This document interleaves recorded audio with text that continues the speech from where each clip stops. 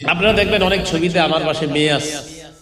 আপনারা আমার বয়ান দেন না, দেখবেন যে যে নারীর ব্যাপারে আরিফ বিন হাবিব যা বললেন, দেখবেন পাশে একটা মেয়ের দাও। আমি কি ওই মেয়ের পাশে বসে বয়ান করছি? ওখানে দেখবেন আমিও আছি, একটা মেয়েও আছে। আরে ভাই, এই আমরা এই যে আমার পাশে দেখেন, এই পাশে কোনো মহিলা আছে, হঠাৎ দেখবেন কালকে আমার পাশে মহিলা বসে রয়েছে। কঠিন শাস্তি হবে কিয়ামতের ময়দানে। 150-100 ছবি উঠায়, মানে ছবি, জীবন ছবি, মরণ, বিষয়গুলো এমন হয়ে গেছে। পরশু এক জায়গায় গেছি, না হয় মনে হয় আমার ছবি উঠাইছে 500, আরো বেশি হবে সম্ভবত, কম হয়ে গেছে। হুজুর ওভাবে বসেন, এভাবে বসেন, মিষ্টিটা মুখে দেন, মিষ্টিটা ধরেন, একটু কাত হন, আমার প্রধান চেয়ারটায় বসেন, ওই চেয়ারটাতে বসেন। পুরো সীমা লঙ্ঘনের পর্যায়ে চলে গেছে ছবি তোলা। সহিহ বুখারীর 2105 নম্বর হাদিসের বর্ণনা, কাসিম ইবনে মুহাম্মদ রহমতুল্লাহি আলাইহি আম্মাজান আয়েশা সিদ্দিকা রাদিয়াল্লাহু তাআলা আনহা থেকে বলেন, আম্মাজান আয়েশা সিদ্দিকা তাকে জানিয়েছেন, আন্নাহা ইশতারাত নুমরুকাতান ফিহা তাসাবির। আম্মাজান আয়েশা সিদ্দিকা রাদিয়াল্লাহু তাআলা আনহা একটা ছবিওয়ালা বালিশ কিনছে, যে বালিশের ছবি ছিল। তো এরকম একটা বালিশ কেনার পর ফালাম্মা রাআহা রাসূলুল্লাহ সাল্লাল্লাহু আলাইহি ওয়াসাল্লাম কামা আলাল বাব। এই ছবিওয়ালা বালিশ যখন নবীজি সাল্লাল্লাহু আলাইহি সাল্লাম দেখলেন, দরজায় দাঁড়িয়ে গেলেন, ঘরে ঢুকলেন না। আম্মাজান আয়েশা সিদ্দিকা রাদিয়াল্লাহু তাআলা আনহা বলেন, আরাফতু ফি ওয়াজহিহিল কারাহিয়া, আমি নবীজি সাল্লাল্লাহু আলাইহি সাল্লামের চেহারা মুবারকে অসন্তুষ্টির ছাপ লক্ষ্য করলাম। আমি বললাম, ইন্নী আতুবু ইলাল্লাহ ওয়া ইলা রাসূলিহি সাল্লাল্লাহু আলাইহি সাল্লাম মাজা আযনাবতু, আমি আল্লাহর কাছে ক্ষমা চাই, আল্লাহর রাসূলের কাছে ক্ষমা চাই। আমি কি অপরাধ করেছি যে অপরাধের কারণে নবী আমার ঘরে না ঢুকে দরজায় দাঁড়িয়ে আছেন? যদি জানতাম ভালো হতো। নবীজি সাল্লাল্লাহু আলাইহি সাল্লাম বললেন, মা বালুহা হাদিহি নুমরুকা, এই ছবিওয়ালা বালিশ কেন করে? আম্মাজান আয়েশা সিদ্দিকা বললেন, ইশতারাইতুহা লাকা লিতাকুদা আলাইহা ফাতাওয়াসসাদাহা, আমি এটা আপনার জন্য কিনছি যেন আপনি এটার উপরে হেলান দিয়ে বসতে পারেন, মাঝে মাঝে এটারে বালিশ বানায় শুইতে পারেন। নবীজি বললেন, ইন্না আসহাব হাদিহি সুওয়ার ইউআযাবুনা ইয়াওমাল কিয়ামাহ, এই ছবিকারদেরকে কিয়ামতের ময়দানে, অপ্রয়োজনীয় ছবি যারা উঠায়, কিয়ামতের ময়দানে তাদেরকে কঠিন শাস্তি দেওয়া হবে। ছবি অঙ্কন যারা করে তাদেরকে কঠিন শাস্তি দেওয়া হবে। ইউকালু লাহুম আহইউ মা খালাকতুম, তাদেরকে বলা হবে তোমরা যা বানাইছো এটাকে তোমরা জীবিত করো, জিন্দা করো। আমি যাদেরকে বানিয়েছি, আমি আল্লাহ তো আজকে সবাইরে জিন্দা করলাম, তোমরা যা বানাইছো এগুলারে তোমরা জিন্দা করো।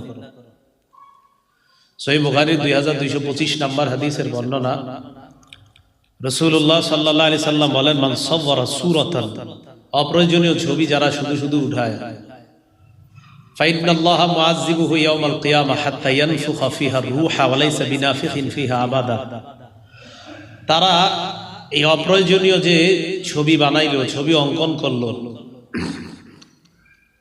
এগুলাকে কিয়ামতের ময়দানে বলা হবে রূহ দেওয়ার জন্য, আত্মা দেওয়ার জন্য। কারণ কশিন কালো আত্মা দিতে পারবে না, রূহ দিতে পারবে না। এরা কশিন কালো, এটার মধ্যে আত্মা দিতে পারবে না।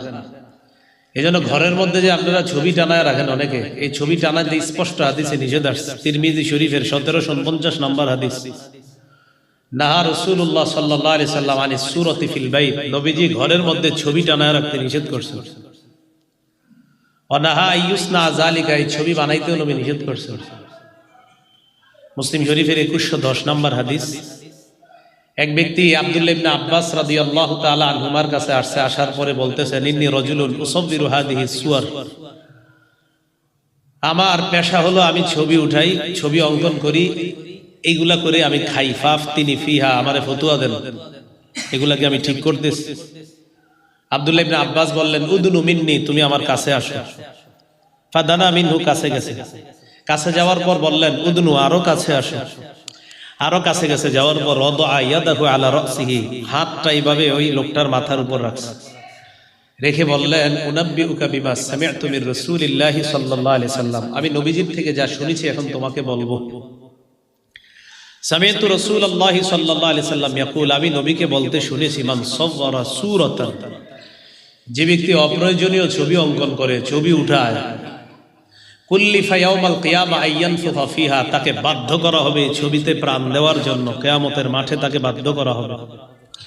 ওয়ালাইসা বিনাফিকিন, সে তো দিতে পারবে না। ইবনে আব্বাস শেষে বলেন, ফাইন কুনতা লাবুদ্দা ফাইলান ফাসনাইশ শাজার ওয়া মা লা নাফসা লাহ, ছবি যদি উঠাইতে হয় গাছের ছবি উঠাও, যার প্রাণ নাই তাদের ছবি উঠাও, যদি এত বেশি প্রয়োজন হয়। আচ্ছা বলেন, একজনের 50টা ছবির কি প্রয়োজন? এভাবে থাকেন, বাঁকা হন, শোন, দাঁড়ান, বসেন, নিচের দিকে তাকান, উপরের দিকে তাকান, এতগুলা ছবির কি প্রয়োজন হয়? সহিহ বুখারীর 5950 নম্বর হাদিসের বর্ণনা, রাসূল সাল্লাল্লাহু আলাইহি সাল্লাম বলেন, ইন্না আশাদ্দান নাস আযাবা ইয়াউমাল কিয়ামাতিল মুসাব্বিরুন, কিয়ামতের ময়দানে সবচেয়ে বেশি শাস্তির সম্মুখীন হবে ওই ব্যক্তি যে ছবি অঙ্কন করে অপ্রয়োজনীয়। সহিহ বুখারীর 5953 নম্বর হাদিসের বর্ণনা, রাসূল সাল্লাল্লাহু আলাইহি সাল্লাম বলেন, ওমান আযলামু মিম্মান যাহাবা ইয়াখলুকু কা খালকি, ওই ব্যক্তির চেয়ে বড় জালেম আর কি হতে পারে যে আমি আল্লাহর সৃষ্টির মতো সৃষ্টি বানাইতে চায়। তার চেয়ে বড় জালেম আর কে হবে? তার যদি বানানোর এত শখ হয়, ফাল্যাখলুকু হাব্বা, সেজন্য একটা দানা বানায়া দেখায়। এত বড় মানুষ বানাইবে, পরে একটা দানা বানাইতে বলো। ওয়াল্যাখলুকু যাররা, সেজন্য একটা অণু বানায়। ওয়াল্যাখলুকু শাইরা, সেজন্য একটা জব বানায়। এটাই তো বানাইতে পারবে না, ছবি তো অনেক দূরে, একটা মানুষ তো অনেক দূরে, একটা দানা বানাইতে বলো। বুখারীর 5954 নম্বর হাদিসের বর্ণনা, নবীজি সাল্লাল্লাহু আলাইহি সাল্লাম বলেন, আশাদ্দুন নাস আযাবা ইয়াউমাল কিয়ামাতিল্লাযীনা ইউযাহুনা বিখালকি, কিয়ামতের ময়দানে ওই মানুষটাকে সবচেয়ে বেশি শাস্তি দেওয়া হবে যে আমি রবের সৃষ্টির মতো সৃষ্টি বানাইতে চাই। আমি রবের সৃষ্টির মতো সৃষ্টি। অপ্রয়োজনীয় ছবি তোলা থেকে আল্লাহ আমাদেরকে হেফাজত করেন। আপনারা দেখবেন অনেক ছবিতে আমার পাশে মেয়ে আছে, আপনারা আমার বয়ান দেন না, দেখবেন যে নারীর ব্যাপারে আরিফ বিন হাবিব যা বললেন, দেখবেন পাশে একটা মেয়েরে দাও। আমি কি ওই মেয়ের পাশে বসে বয়ান করছি? ওখানে দেখবেন আমিও আছি, একটা মেয়েও আছে। আরে ভাই, এই আমরা এই যে আমার পাশে দেখেন, এই পাশে কোনো মহিলা আছে, হঠাৎ দেখবেন কালকে আমার পাশে মহিলা বসে বসে, কঠিন শাস্তি হবে কিয়ামতের ময়দানে। তো অযথা ছবি তোলা থেকে আল্লাহ আমাদেরকে হেফাজত করেন। এজন্য অপ্রয়োজনীয় ছবি, এটা আল্লাহকে ভয় করা দরকার। এটা লানতের বিষয়, সত্যিটা লানতের বিষয়, এটা গজবের কারণ। এত অপ্রয়োজনীয় এত ছবি উঠানো হবে কেন? এটা গজবেরও কারণ।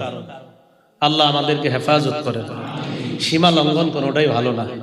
ইউটিউবারদের ইউটিউব ভিডিও করা এমনি নিষেধ ছিল। মসজিদে কতগুলো ইউটিউব এসে বসে রয়েছে, মসজিদের সাথে তো দেখতেও খারাপ দেখা যায়।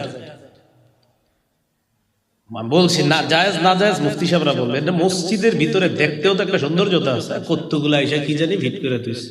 ছোট্ট একটা মসজিদ সাভারে, ওখানে গেলাম, 62টা চ্যানেল এইভাবে রয়েছে। সৌন্দর্যতা আছে সব জিনিসের। আল্লাহ আমাদেরকে